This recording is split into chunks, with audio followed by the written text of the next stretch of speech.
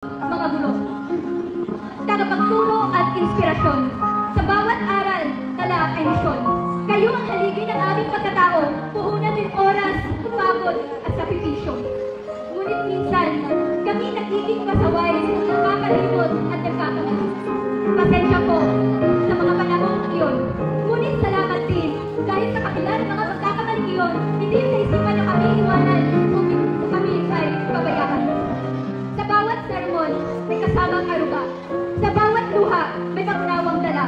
Ang tinig ng musika sa aming pandinig, tinuturuan niyo kaming magmahal at magsikap dito sa daigdig. Maraming salamat, aming mga guro, sa pagtuturo, sa pag-unawa at sa bawat sakripisyo. Kayo ang dahilan kung bakit kami tumatapang. Kayo ang isa sa inspirasyon sa tuwing kami nangangapang. Kaya sa araw na ito, kami sumasaludo sa inyo, sa inyong pag-ibig na sadyang totoo, mga guro, at sa aming punong-guro. Kayo ang isa sa tunay na mga bayani, huwaran. At bilang kanapos, ako ay kauspuso nagpapasalamat sa inyo dahil kayo ang